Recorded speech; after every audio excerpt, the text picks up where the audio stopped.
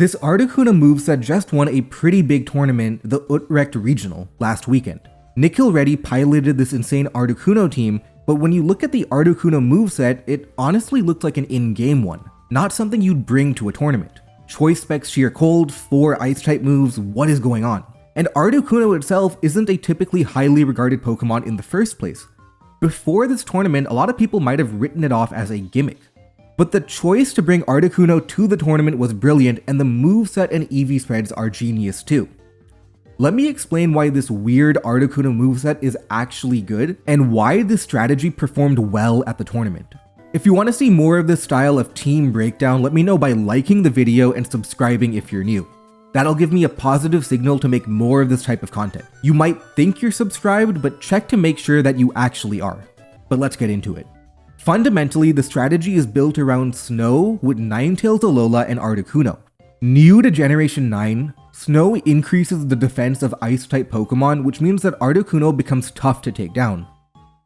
Because of Articuno's high special defense, it doesn't matter which side of Articuno you try to attack, it's going to be tough to get that knockout. On top of that, you add in Aurora Veil from Alolan Ninetales. This is a pretty standard moveset, and Aurora Veil makes the already unkillable Articuno even tougher. Finally, you also add Articuno's ability Snow Cloak to give it the ability to dodge attacks. You might think of Articuno as a very meek Pokemon, but with all these modifiers, it becomes genuinely terrifying. And from there, it goes to work with its choice specs Blizzard. With Terra Ice, choice specs, a high base power spread move in Blizzard, and potentially even Helping Hand from Alolan Ninetales, Articuno gets consistent spread damage onto the opponent. Even though Articuno has a pretty terrible base 95 special attack, again, all these modifiers add up. For example, with a Helping Hand and a Terra Ice, Blizzard can knock out the mighty Flutter Mane or a fire type like Gouging Fire. On top of that, Blizzard has a 10% chance to freeze each of the opponents, adding up to a 19% chance to get at least one freeze per turn. The strategy is very luck positive. It absolutely does not rely on luck to be effective. You have so many modifiers that increase your defense, and you're unleashing large amounts of spread damage per turn. But on top of that, you're also adding Snow Cloak dodge and Blizzard freeze into the equation, and that gives you an edge. Imagine trying to fake out Articuno to stop it from attacking, and instead it dodges and gets off a Blizzard. As the Articuno player, you don't count on that happening, and your strategy is well executed either way, but now you get a large swing in your favor. But why 4 Ice-type attacks? Why sheer cold? Well, 95% of the time you are using Blizzard. Articuno is a Blizzard spammer. It's too high value of a move not to use every single turn. The other moves are about preparing for the few situations where you don't want a Blizzard. For example, say you want an accurate Ice-type move for when the snow runs out. There's Ice Beam. Say you want to hit a pesky Water-type Pokemon, there's Freeze Dry. Other coverage moves don't really make a lot of sense because you have to think about the opportunity cost associated with it. What situation would you want to use Hurricane instead of Blizzard? What situation would you want to use U-Turn? It's not about picking a generically good move like Hurricane or U-Turn. With the context that you are almost exclusively using Blizzard, you are using your other move slots to cover for the different non-Blizzard situations. That's where Sheer Cold, a one-hit KO move, comes in. This is not a Ting-Lu Fissure situation. Articuno does not spam Sheer Cold looking for a KO. Blizzard is already the spam move. Sheer Cold is mainly to get past unwinnable situations like Heatran or Registeel. Sheer Cold is a technique you use to get past bulky Pokemon that sit there and do nothing. Pokemon that, because they do nothing, gives you several opportunities to Sheer Cold into them. We actually saw that happen. A different Articuno player in the tournament Sheer Colded a Registeel to knock it out. This is an honorable use case of Sheer Cold because you're not hoping that you bink it. It's a strategic last resort.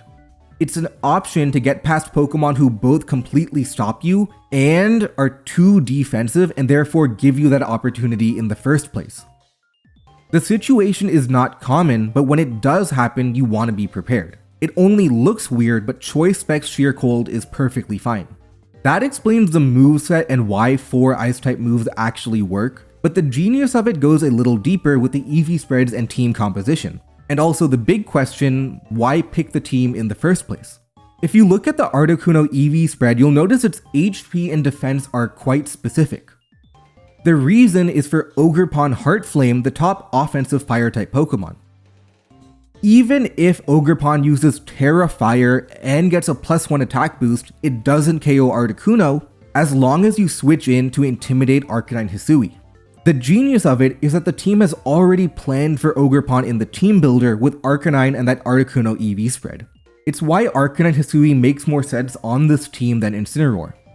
Even though they're both Intimidate Fire-type Pokemon, Arcanine is more distinctly offensive. Imagine trying to use a Fire-type to deal with Articuno like Ogerpon or Incineroar, but then having to deal with Banded Rock Slide or Banded Extreme Speed. The Rock Slide Blizzard attacking core is almost perfect. Only Steel types can take that on and they lose to Flare Blitz. The Fire Rock of Arcanine forms perfect synergy with the Ice-type spam. The rest of the team follows that same idea. It's 3 of the best Pokemon in the format: Ogerpon Water, Landorus, and Raging Bolt, who all synergize well. For example, Ninetales Alola could combo a Helping Hand with Terra Water Ogerpon or Life Orb Landorus. Ogerpon's Water and Grass typing hit Fire and Water respectively, which could try and stop Articuno. Or Ogerpon could follow me to redirect attacks off of Articuno to keep it safe while it Blizzard spams. Landorus Eye hits a strong Earth Power into Heatran, and Raging Bolt with Assault Vest helps me match up versus Tornadus and Goldengo. The list goes on, and you can see the synergy built around the Ice-type attack. But perhaps the most fundamental question is why use Snow in the first place? All of the top level teams you see will have this high caliber of synergy. Other players are not stupid. They're using fundamentally good teams as well. They're using teams where Pokemon work well together too. What it comes down to is the understanding of the meta. The meta is a scary word, but ultimately it comes down to the idea that people play to win, so the perceived best teams get used the most often. The reason they're perceived to be the best is because they are actually the best. They're really good teams. But there's no such thing as a perfect team. All teams have strengths and weaknesses. It's why there's a large incentive for being creative. If you can create a team that is both inherently good and is anti-meta, meaning that its strengths target the weakness of the standard team, you can do well. The Ice Spam team targeted that meta. For example, Tornadus, despite being weak to ice, is actually extremely disruptive to snow because it often uses weather moves like Rain Dance or Sunny Day. Tornadus used to be extremely common, but it lost popularity after the introduction of the popular Raging Bolt, an electric-type Pokemon who has Thunderclap, an electric-type version of Sucker Punch. The Torn or Shifu core that dominated the meta in the past simply wasn't as popular. The Snow team does have a Raging Bolt for that occasion, so it's not that bad, but obviously you don't want to be playing against a team that can ruin the core of your strategy. Similarly, if a lot of teams are relying on a Dragon-type Pokemon like Assault Vest Raging Bolt to be their specially defensive Pokemon, that's inherently negative into a Blizzard spam matchup. One thing you'll notice is that the team doesn't have a lot of speed. There's no Tailwind or Trick Room or extremely fast Pokemon like Fluttermane or Qianpao. That's definitely a weakness of the team. But because of Incineroar's pivoting ability and Raging Bolt's ability to stifle offense, Balance became the most popular playstyle. More popular than fast-paced offense that could hit Articuno and friends before they could attack. Against slower, more balanced teams, Articuno can farm spread damage and that 19% chance to freeze. Also, because Balance is popular, Landorus Eye became a popular balance breaker because of its speed and power, but that loses to Articuno. There are other factors too, but fundamentally, a lot of independent factors created an environment where Articuno Snow was actually anti-meta and good.